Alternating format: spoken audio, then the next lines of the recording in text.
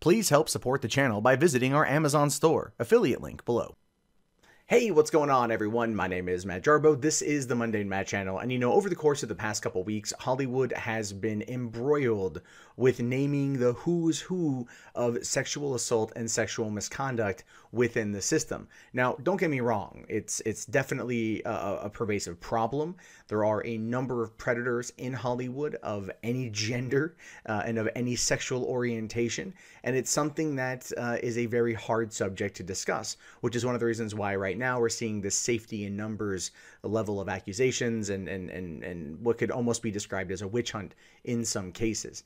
Not saying that they don't have value or merit, but at the same time, it's a tough issue to discuss.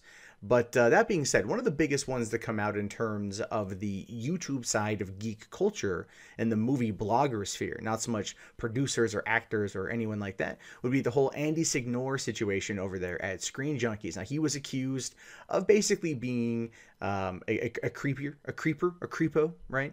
And some accusations seem very odd. Including one with a phallic-like object and him attempting to force it on a woman. Okay, that's an odd one, but sure. But as a result of that, he's been fired from Defy Media. He's no longer with the company, and the company has now enacted a plan 18 days later from this controversy in order to kind of curb this from ever happening again. And I thought it would be a good idea to just take a look at what they're suggesting they do now that that they've kind of been drug into the spotlight. And this, of course, is coming after accusations had come out that they had been also talked to, that Defy Media HQ or HR had been talked to, and that they had chosen not to do anything and instead tried to sweep it under the rug. So they've been kind of blasted as well. So I'm kind of curious to see what exactly their plan is. So let's take a look here. Here you see at defymedia.com/SJ Future, implying Screen Junkies Future, saying, to the Defy Media community, just over 2 weeks ago, we terminated Andy Signore's employment after learning the full extent of his egregious and intolerable behavior. We have listened to our employees and members of our community and have heard outstanding suggestions for how, as a company, we can learn from this experience. Probably a lot of people are going to come back with when a complaint comes up, you actively investigate it instead of just ignoring it. You're going to hear that one quite a bit, which does also lead me to ask the question, when those complaints against Andy Signore made its way to Defy's HR department, did they investigate and find that there wasn't anything there of value? That's a point that I haven't heard yet. I don't know if anyone has said anything yet, and that is something to consider as well. If you go to an HR department and an HR department does launch an internal investigation and does find that there is really nothing that's happened or nothing that's actionable, is it the fault then of the HR department for not listening to the victim? That's the whole part here. I mean, I don't believe in the listen and believe mentality. I think you should do the trust but verify mentality. So yes, a claim is made. Awesome. Horrible that it happened, but awesome that it's been reported. Now conduct the official investigation. And as a result, if the investigation doesn't come back with the results you want, that's that. But investigation has been sought out. If it's worse than that, then go to the police. Don't go to HR. You know what I mean? So it says here, starting immediately, we will prioritize and strengthen the following initiatives across Defy Media.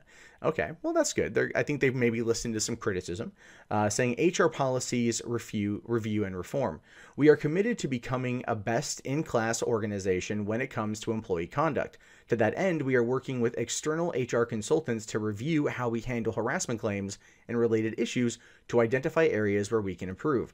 Our goal is to create a safe work environment, and this will involve fostering a culture where issues can be reported confidently and employees don't abuse their positions. Well, nobody wants employees to abuse their positions, and we're hearing about this, and this I think is generally like the largest criticism, is that people like Andy Signore, who probably, and this is just my theory and my speculation, and in no way do I have any proof to back this up, but just kind of what my gut's telling me, is that this is a guy who probably never really got a lot of love outside of maybe his right hand during his high school and college days. And then he comes out to LA and he starts this company. This company gets really big, really popular, really fast.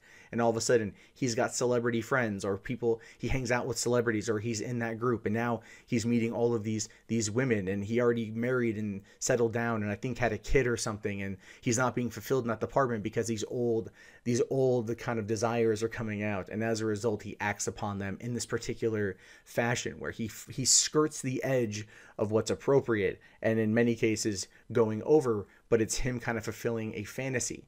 I'm not agreeing with him. I'm trying to understand the mentality here, and that's kind of what I feel it is. I think that's what, when you come across these kind of stories out of this particular camp, I would argue that that is the Occam's razor, that is the simplest explanation. These are people who've never found themselves in this position, surrounded by and being able to influence very beautiful people, and as a result it goes to their head. It's an unfortunate side effect of Hollywood, and it's something that, yes, does need to be acknowledged and does need to be talked about.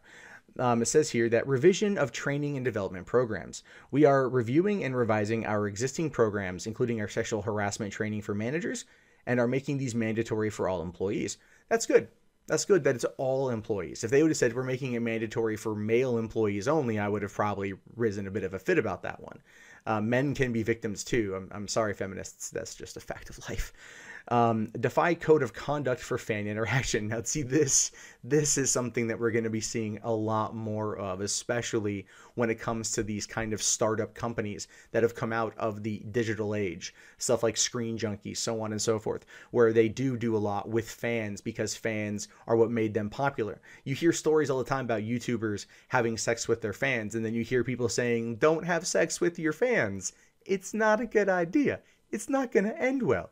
I mean, though, in some cases, and I'll just be, bluntly honest, Boogie298, I love the guy to death. His wife was a fan. She was a fan when they met, and now they're married, and they're happily married. So these things can happen. And I'm not trying to discount Boogie and his marriage or his relationship, but I'm pointing out that there are upsides that can happen. But at the same time, usually it's more of the don't have sex with your audience sort of thing. So it says here, we will establish a code of conduct that demands absolute professionalism from our creators. Probably for the best to have that code of conduct.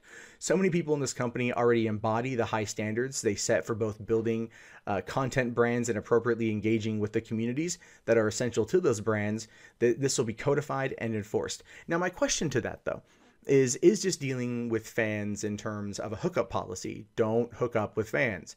Don't send sexually suggestive content to fans. But what about when it comes to disagreeing with your fans on social media and, let's say, voicing a political opinion? Is that going to be something that's brought up? Is that going to be something that's looked upon negatively? Like, hey, you don't go out there and say this kind of crap, because it can get you in trouble politically one way or the other. But coming out of Hollywood, it's going to be like, hey, you don't post anything that goes against the narrative right now. Then it says here, creator-driven advocacy initiatives. Through our recent discussions, it's become even clearer that Screen Junkies and all of our brands have an opportunity and responsibility to use their platform for positive advocacy and support when appropriate and relevant. We are 100% in favor of our creators and our brands leveraging their voices to promote positive change. Okay, so keep in mind there, it just says when appropriate and relevant. So it's like, don't go off the handle on everything, but also go off the handle on everything, especially when it comes to positive change.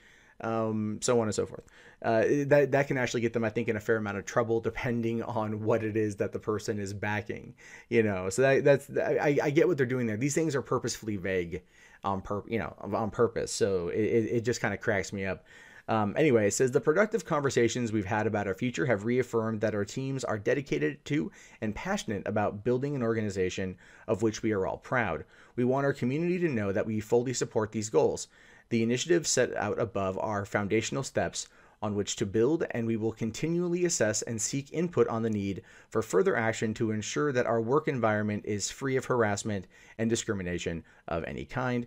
Thank you for your continued support. It's coming from Matt Diamond, CEO of Defy Media. Cool, man. Like, I'm on board with that. I think for the most part, it's fine. I think for the most part, the Andy Signore situation kind of exposed this area of Hollywood now, kind of new Hollywood, if you will, like the new movie blogger trade, the entertainers, because these are people, you got to understand. You have to understand, These are people that are coming into a system of which they have only seen on the outside, and they've heard the stories. Because when you live in LA, when you like movies or like Hollywood or like entertainment, you hear stories. Everyone hears stories. And as a result of that, it can set these unrealistic expectations of what to expect when you come to that particular area. And truth be told is most people, like 99% of people, aren't ever going to be put in a position or ever going to be in a position like Andy Signore was, or anyone else who's been called out and who has been terminated or fired or whatever. This is a situation that requires people to definitely, you know, reevaluate how they work with people. But at the same time, it's going to be difficult going forward. This Harvey Weinstein situation, Andy Signore situation, everything that's gone on has, like I said, opened up this new area.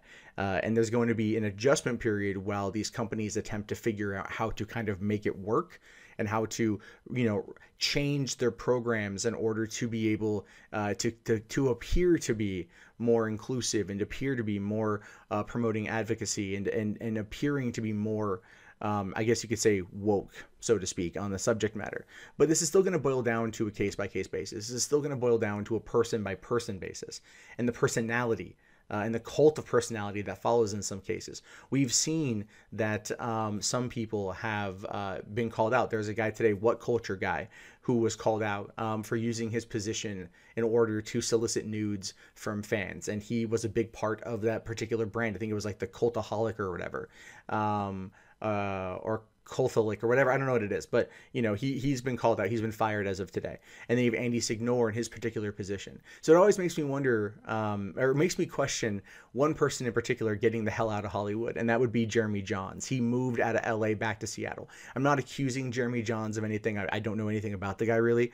I watched some of his reviews, but I found it to be interesting though that in the height of this particular situation, he gets out.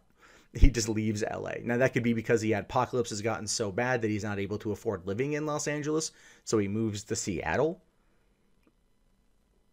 one of the most expensive cities in America. Go figure.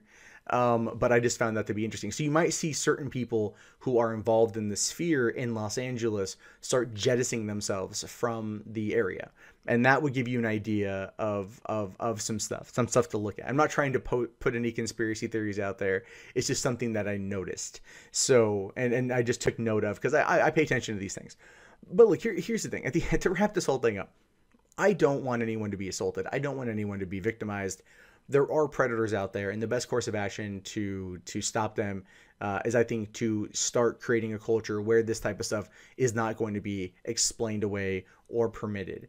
That does require people to step up in the moment in time and to report it. And I will say that until the day I die. I believe that wholeheartedly.